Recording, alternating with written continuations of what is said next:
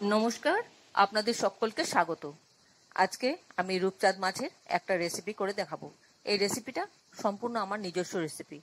খেতে খুব ভালো লাগে। আপনারাও একবার করে খেয়ে দেখবেন, আপনাদেরও আশা করি ভালো লাগবে। তাহলে আসুন দেখে নিই রেসিপিটা। এখানে আমি একটা 1/2 কিলো ওজনের রূপচাঁদ মাছ নিয়েছি। এই মাছটা আমি ভালো করে ধুয়ে পরিষ্কার করে নিয়ে এসেছি। এবার মাছটাতে আমি একটু নুন আর একটু হলুদ গুঁড়ো দিয়ে ম্যারিনেশন করে রাখবো 10 মিনিটের জন্য। 10 মিনিট পর আমি রান্নায় যাব। আমি একটু হলুদ গুঁড়ো দিয়ে দিলাম।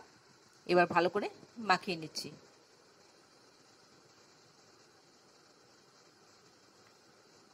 এবার তারপর 10 মিনিটের জন্য ম্যারিনেশন করে রাখবো রেস্টে।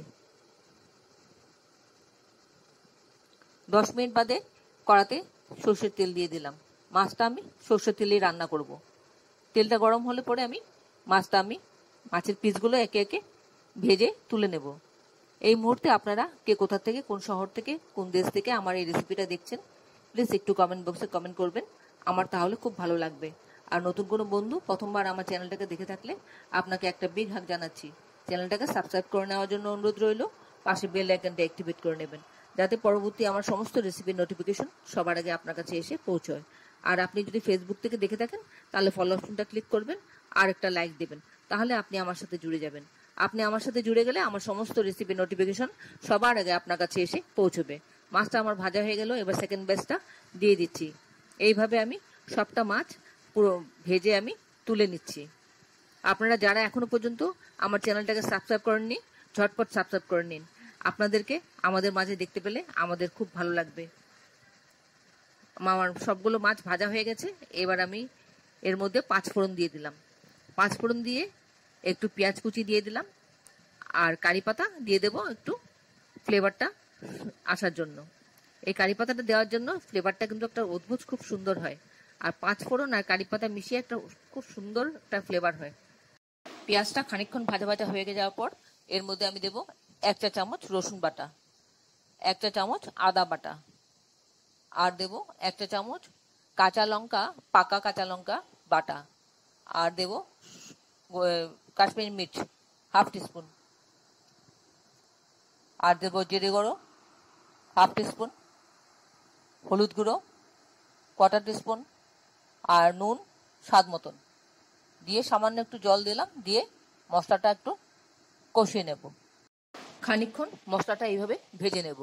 তারপর আমি এর মধ্যে একটা টমেটো মাঝারি সাইজের আমি গ্রেট করে রেখেছি, সেই টমেটো পেস্টটা দিয়ে দেব। টমেটো পেস্টটা দিয়ে আবার ভালো করে মিশিয়ে একটু কষিয়ে নেব। এভাবে মশলাটা আমি 2 মিনিট মতন কষিয়ে নিলাম। 2 মিনিট মতন কষিয়ে নেবার পর এবার আমি এর মধ্যে জল দিয়ে দেব। জলটা আমি খুব বেশি কিন্তু দেব না। এই রান্নাটাতে খুব বেশি ঝোল ঝোল হলে ভালো লাগবে না, তাই একটু মাখো মাখোর থেকে একটু বেশি থাকবে আর কি। এইভাবে ঝোলটা করতে হবে।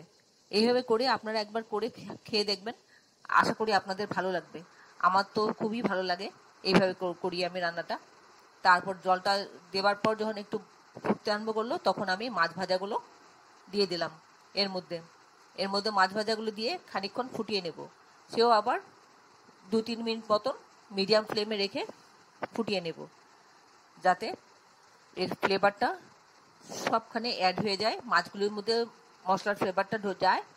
আর 2টো কাঁচা লঙ্কা আমি দিয়ে দিলাম ফ্লেভারের জন্য। আর মাছের গন্ধটাও যেন ঝোলের মধ্যে চলে আসে। সবটা মিলিয়ে খুব সুন্দর গন্ধ কিন্তু বেরিয়েছে।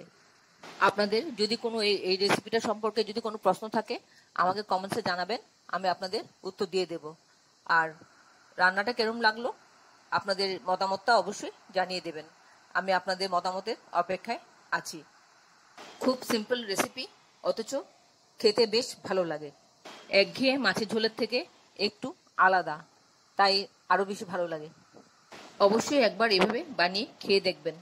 আর খেয়ে যদি ভালো লাগে তাহলে একটা লাইক দেবেন আর বন্ধুদের সাথে অনেক অনেক শেয়ার করবেন। আমার ট্রেনিং টাইম দিয়ে আমি প্লেটিং করে নিলাম। আর এতক্ষণ ধৈর্য ধরে আমার এই রেসিপিটা দেখার জন্য আপনাদেরকে অসংখ্য অসংখ্য ধন্যবাদ। আপনারা সকলে ভালো থাকবেন, সুস্থ থাকবেন, ঈশ্বরের কাছে কামনা করি। আর এই ধরনের নতুন নতুন রেসিপি দেখতে আমার চ্যানেলটাকে সাবস্ক্রাইব করে নেবেন।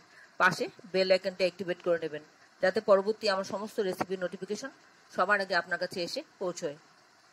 আপনারা কারা কারা এই মাছটা খেতে পছন্দ করেন একটু কমেন্টসে জানাবেন, তাহলে আমার খুব ভালো লাগবে। আর কি রেসিপি আপনারা খান এই মাছটা দিয়ে সেটাও জানালে বাধিত হব। তাহলে ভিডিওটা আজকে এখানে শেষ করছি। আবার দেখা হবে আপনাদের সঙ্গে অন্য কোনো এক রেসিপিতে। আপনার সকলে ভালো থাকবেন। নমস্কার।